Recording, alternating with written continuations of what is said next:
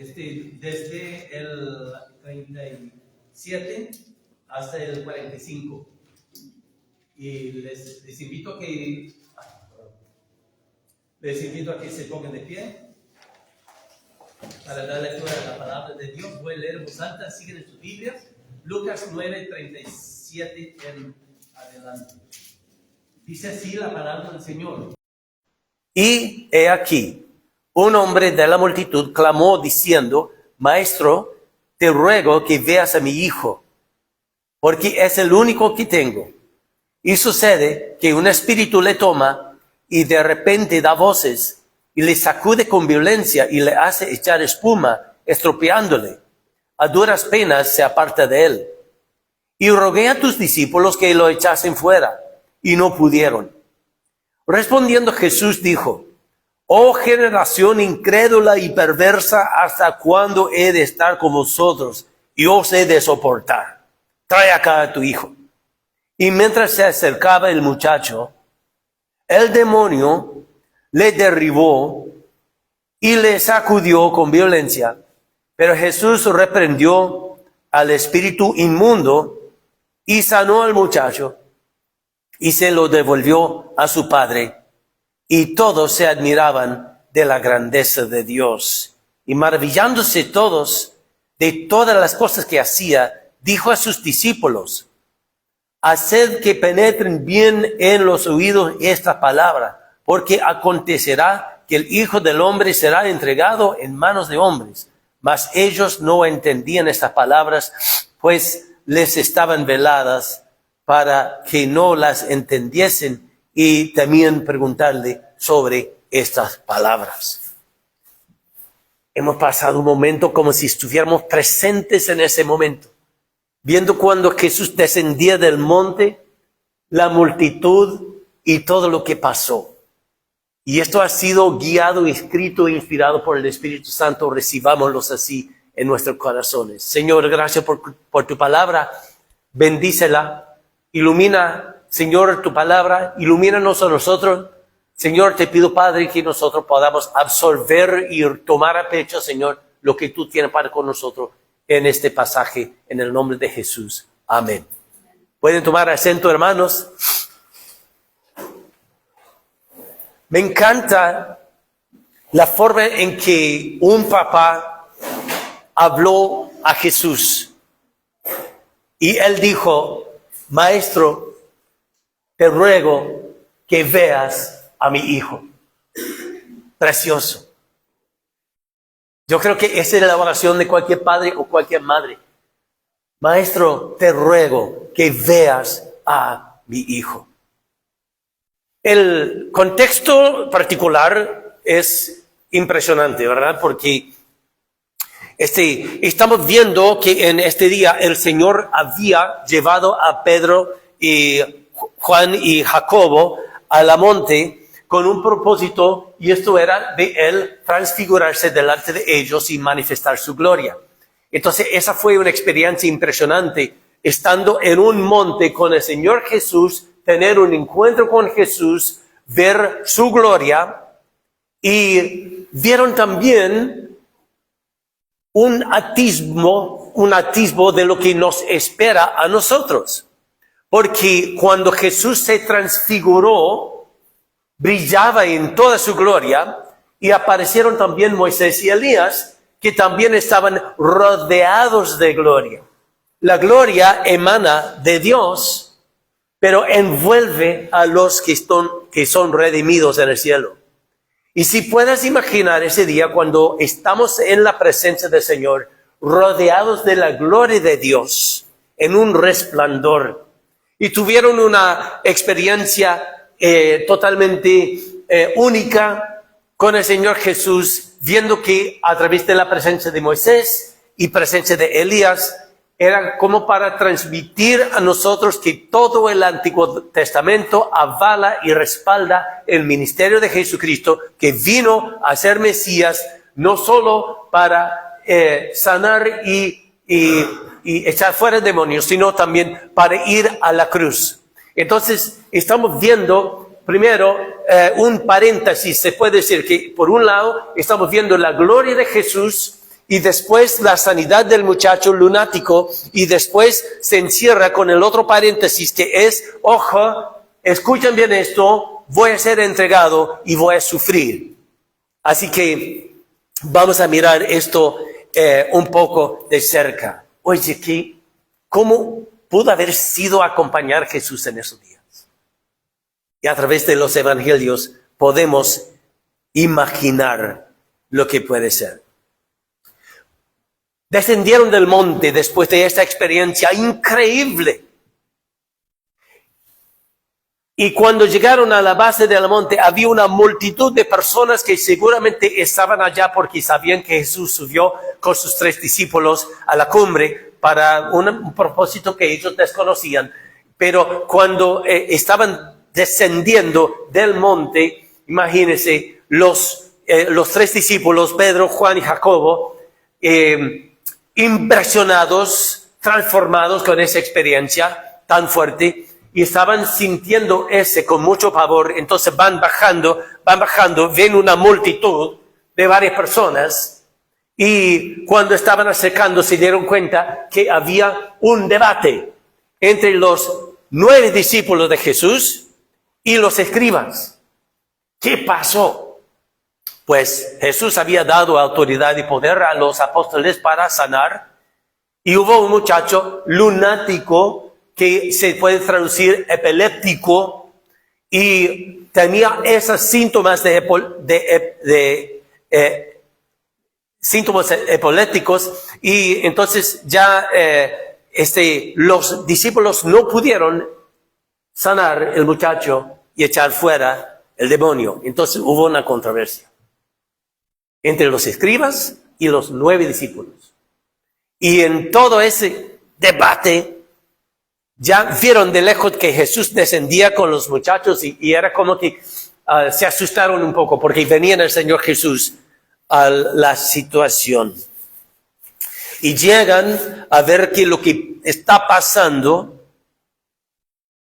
y enseguida la gente viéndole se asombró, y corriendo a él le saludaron y le dijeron, fíjate lo que está pasando acá. Y vino un hombre y le dice, maestro, te ruego que veas a mi hijo. Ningún padre quiere ver a su hijo sufrir. Ninguna madre quiere ver a su hija sufrir nada. Y nos identificamos con lo que ese padre estaba clamando a Jesús. Maestro, te ruego que veas a mi hijo. Nuestro primer hijito, cuando tenía casi 2 años y medio, estaba corriendo con unos amigos, se cae y rompió un diente. Y sentí tan mal, porque el muchachito ya tenía los dientecitos y ya se rompió. Y entonces tuve la consolación, bueno, de grande le va a salir los dientes permanentes, no pasa nada. Pero cuando un hijo sufre algo grave ya es diferente. Algunos saben que mi hermano mayor murió de leucemia cuando él tenía 17 años. Yo tenía 3 años y medio. Y pues no puedo imaginar el dolor que sentía mi mamá y mi papá por haber pasado por eso. Yo, por ser tan chiquitito, no asimilaba todo eso. Quedé quizás impactado, pero no pude asimilar lo que era eso, por lo menos conscientemente. Pero a ningún padre le gusta ver a su hijo sufrir. Y en el caso de este hombre, veía a su hijo sufrir con un trastorno o con una influencia demoníaca. Y nos hace pensar en personas que tienen la triste situación de un hijo que está con un trastorno psicológico o con una adicción a alguna sustancia, y duele. Y hace que nosotros clamemos a Jesús igual a lo que el papá clamaba, maestro, te ruego que veas a mi hijo. Los 3 evangelios revelan que este muchacho sufría de los siguientes síntomas. Y citando Lucas dice, un espíritu de repente da voces, le sacude con violencia, le hace echar espuma y estropeándole apenas le deja. Marcos agrega, muchas veces le echa en el fuego y en el agua para matarle. Por eso clamaban, te ruego que veas a mi hijo. y rogué a tus discípulos que echasen fuera y no pudieron. Cosa que seguramente daba pena a los discípulos delante de una multitud. Y quizás los escribas les estaban reprochando, ustedes que dicen que tienen poder para sanar, ¿qué pasa aquí que el muchacho sigue igual? Me imagino que fue muy complicada la situación. Entonces, lo que viene a nuestra mente es exactamente cuál fue la condición del muchacho. ¿Fue epilepsia nomás? ¿O fue un demonio? ¿O será que el Nuevo Testamento, como que en aquel entonces ellos atribuían todo a demonios, de que quizás como que decían es un demonio, pero realmente no fue un demonio, sino epilepsia nada más, que es un trastorno con base fisiológica, y podemos estar, ¿qué fue exactamente? Sin embargo, cuando analizamos trastornos psicológicos, a veces puede ser una línea borrosa. Por ejemplo, el trastorno bipolar, una esquizofrenia, en el cual da voces. Y es una línea borrosa. Pregunté a un pastor que fue licenciado en psicología y tenía mucha experiencia en la consejería, y él dijo eso mismo, de que es una línea borrosa. Ahora, con eso queremos evitar dos extremos. Dos extremos es echar la culpa al diablo para todo lo que pasa. En mi país hay una comunidad que cuando algo anda mal dice el diablo está ocupado. Y echan la culpa al diablo para cualquier cosa. Y por ejemplo, entonces un hermano le dice, ve hermano, yo te llamé el otro día y no contestaste. Porque parece que dice que tu número está cancelado. Y él dijo, sí, el diablo está ocupado. Hermano, el diablo no está ocupado, sino que tú no pagaste la compañía de teléfono. Un extremo es echar la culpa al diablo para todo. Y con eso hay que tener cuidado. Sería muy imprudente decirle a alguien de plano, oh, epilepsia, es un demonio. Eso, hay que tener mucho cuidado con eso. El otro extremo, sin embargo, sería de ignorar que los demonios es una realidad. Hay que saber que el diablo anda como el león rugiente a ver quién pueda devorar.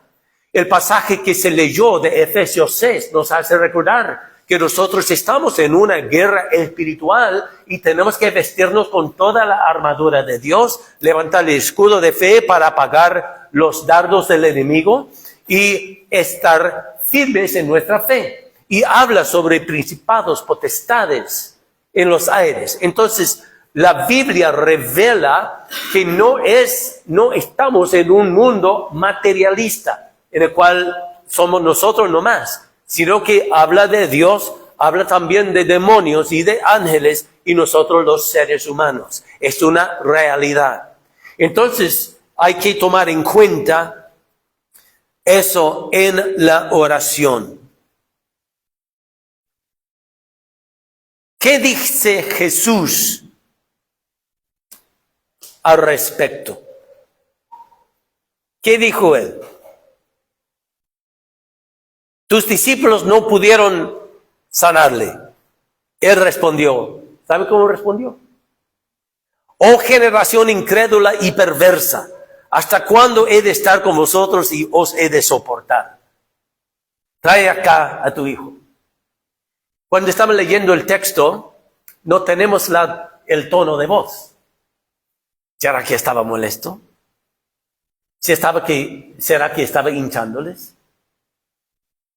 Porque no es siempre lo que decimos, sino la forma en que lo decimos. Y yo no sé, yo me atrevo a decir que él lo decía con mucho amor, como para hincharles un poco. Porque había dado autoridad y poder a los discípulos de sanar las enfermedades y echar fuera demonios. Entonces me hace pensar en un predicador que en sus charlas con su gente, él dice algunas veces, ¿qué es lo que pasa con ustedes? Pero lo dice con amor, como para hinchar. Y la gente responde con un poquito de risa. Y pues no sabemos cuál fue el tono en el cual Cristo dijo eso, pero vamos a mirar eso un poco. Oh generación incrédula y perversa. incrédula. Este es el tema que tenemos que trabajar. Es tener fe en la promesa de Dios. Es orar con fe. Es orar con denuedo. Y perversa, generación perversa. ¿Qué es una generación perversa? Una generación que no cree. Que no cree. No estamos diciendo que son depravados y perversos. Y que estamos diciendo que tú no crees. Entonces yo me atrevo a imaginar que el tono de voz fue así. ¡Ay, generación incrédula y perversa! ¿Hasta cuándo he de estar con vosotros? Yo sé de soportar. Trae el muchacho aquí. Entonces lo trae a él y lo sanó. Otra vez, ¿fue epilepsia nada más o un demonio? ¿Qué dice el texto? El papá estaba seguro que fue un demonio.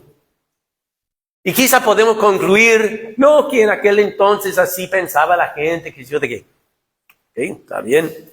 Pero el texto revela que hubo un demonio tras los síntomas epilépticos.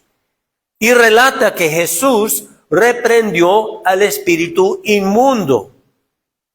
Y en el verso 42 dice, y mientras se acercaba el muchacho, el demonio le derribó y le sacudió con violencia, pero Jesús reprendió al espíritu inmundo y sanó al muchacho. Tú y yo quizás no podemos discernir eso, pero podemos pedir sanidad en el nombre de Jesús. Podemos reprender el demonio, no sabemos si el demonio provoca eso o si no, pero podemos reprender el enemigo en el nombre de Jesús. Podemos reclamar la sangre de Jesús sobre la persona con esa aflicción y podemos acompañarles en oración. Y hay que tomar en cuenta que a veces hay un elemento demoníaco en algunos de los sufrimientos que ocurren en este mundo.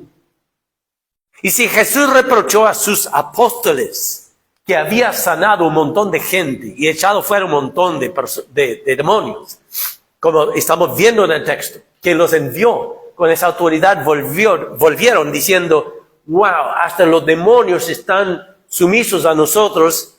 Sabían que ellos tenían un buen récord, un buen antecedente de mucho éxito en eso, mucho más que nosotros. ¿Qué diría el Señor a nosotros? Entonces yo creo que pasajes así como estas es para despertar en nosotros una determinación de tener más fe cuando estamos orando. Cristo hablaba mucho sobre la fe.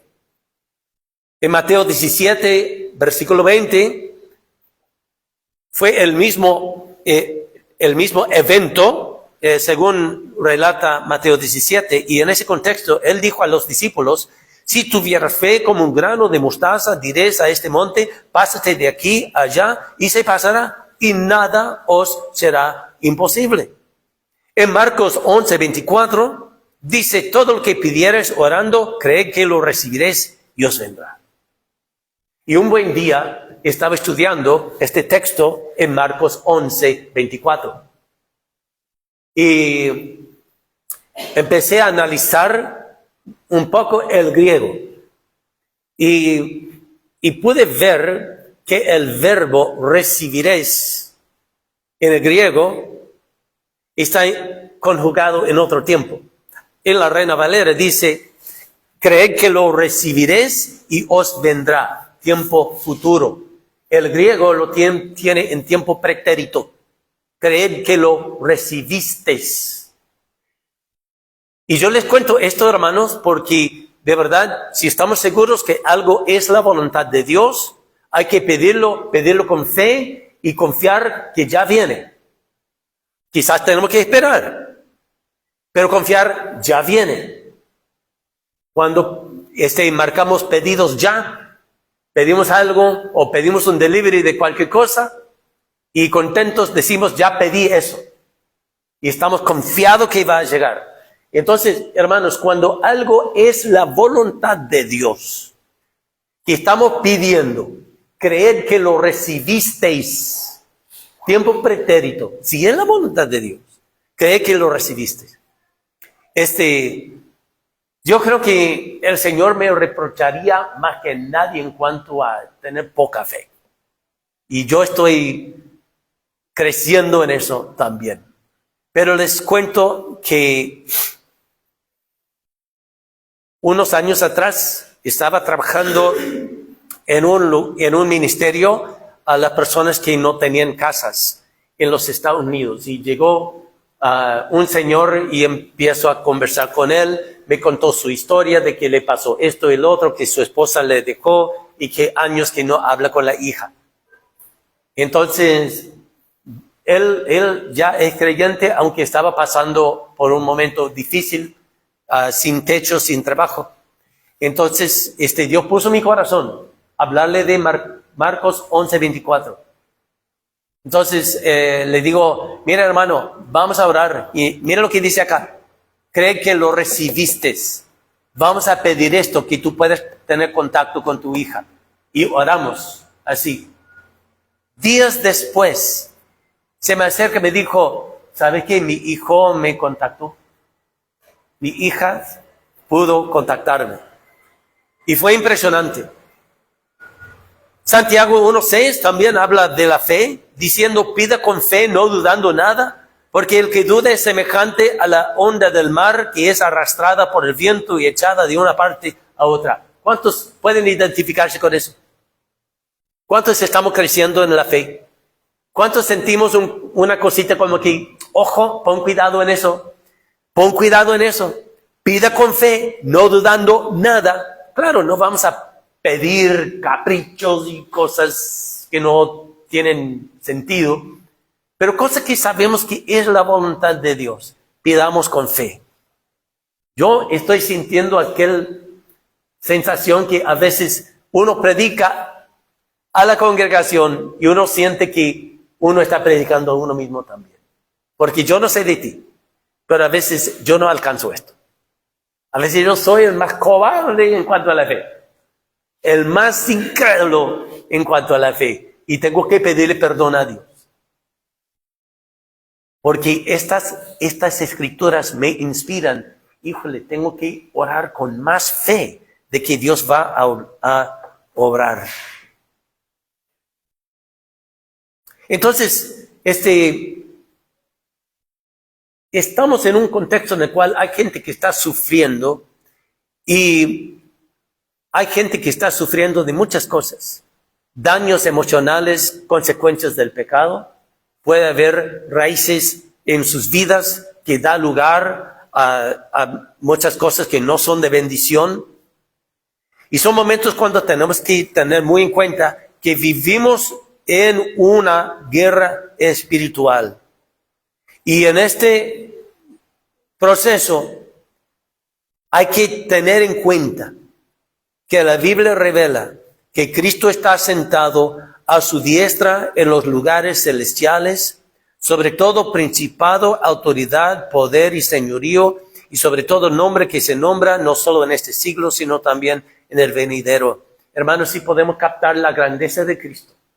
Él está sentado por encima de todo poder y toda autoridad. Él está sentado por encima de todo demonio. Él está sentado por encima de todo gobernante, todo rey, todo presidente. Él es el Rey de Reyes y el Señor de Señores. Él ha vencido en la cruz y se ha sentado al trono a la diestra del Padre. Piensen un poco en la exaltación de Jesucristo. Dice la Escritura que Él está sentado a la diestra del Padre. Eso significa que Él está reinando. En los tribunales, cuando entra el juez, Él toma asiento para escuchar y luego emitir su dictamen.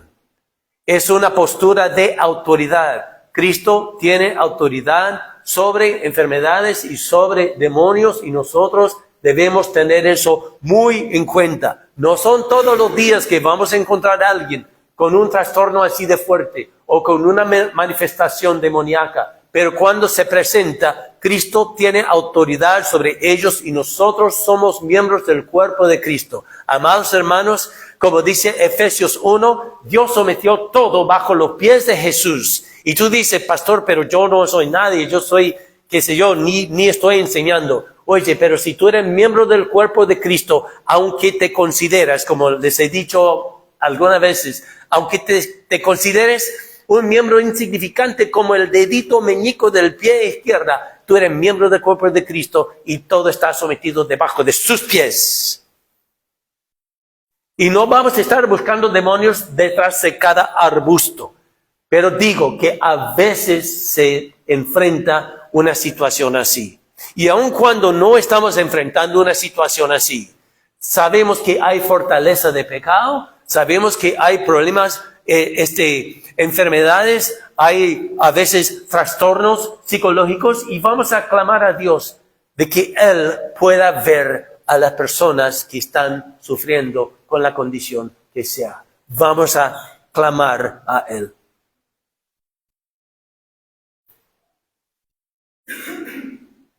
Entonces ya trajeron el muchacho donde Jesús, el demonio otra vez le pega con todas las síntomas, se echa al suelo, hace un escándalo y Jesús reprendió al demonio y fue sanado y devolvió el muchacho a su papá.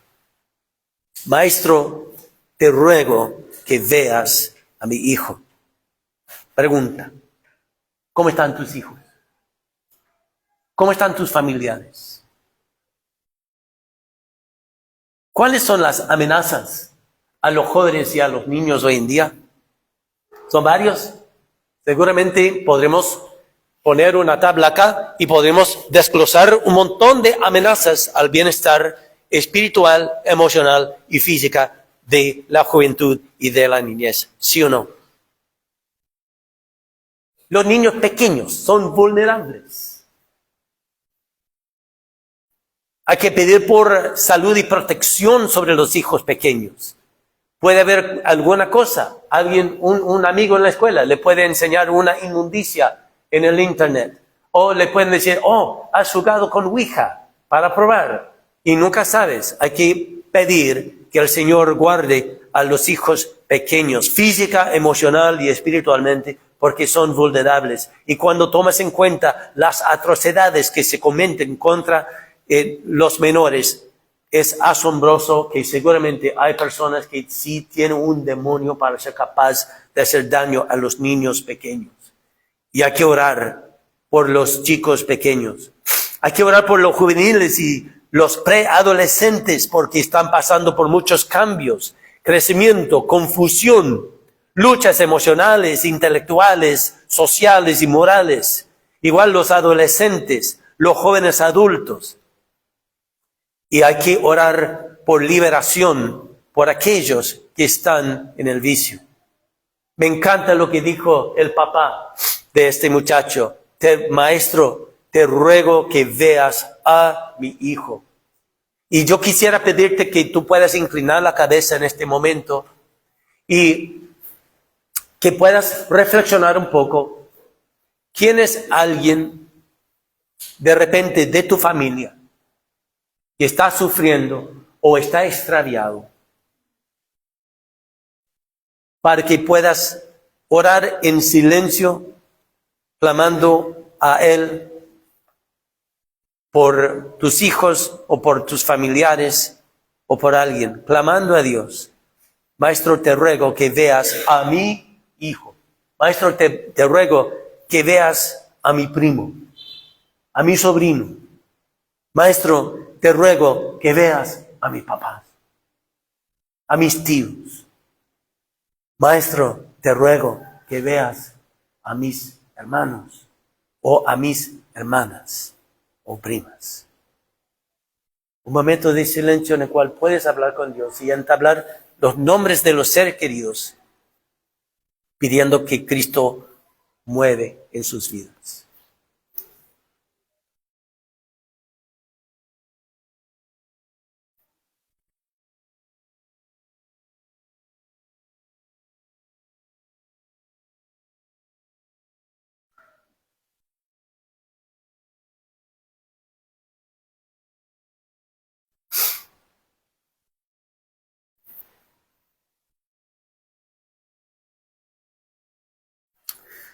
Amén, hermanos, quisiera pedirles que nos unamos en una manera de orar en el cual empiezo y voy a pedir sanidad, salvación, liberación, y le voy a pedir si tú puedes decir en voz alta el nombre de una persona que tú quieres pedir que Él obre en sus vidas. Y ejemplo, yo voy a orar y voy a mencionar el hijo de mi sobrino que tiene cáncer cerebral, por decirle. O si no quieren mencionar su nombre, está bien. Pero los que desearían decir hasta el nombre, bien pueda. Si no, está bien. No vamos a presionar a nadie que diga ningún nombre en voz alta. Pero vamos a tener ese momento. Quiero darte una oportunidad. Si quieres verbalizar el nombre de alguien, está bien. Si no, no hay problema. Pero lo puedes hacer en tu corazón, si no lo dices en voz alta. ¿De acuerdo? ¿Sí? Señor, en esta tarde miramos a ti. Señor, miramos a ti, Señor. Nosotros estamos poniendo nuestros ojos en ti y estamos pidiendo que tú pongas tus ojos en nuestros seres queridos. Señor, algunas personas que llevamos en nuestro corazón están con una prueba muy dura, muy pesada. Otros luchan con alguna enfermedad o hasta con una dificultad emocional o quizás algún impedimento. Señor, no ignoramos que a veces el enemigo es maligno y quiere influir y confundir y hasta impulsar personas hacia el camino equivocado. Pensamos, Señor, en personas que han caído en alguna adicción. Señor, queremos, Padre, pedirte, Maestro, por favor, que veas a las personas que tenemos en nuestros corazones, pidiendo sanidad en los casos que necesitan sanidad, liberación para aquellos que necesitan liberación, y sabiduría para los que necesitan sabiduría. Señor Maestro, pido que tú veas al hijo de mi sobrino, que le sanes de cáncer cerebral.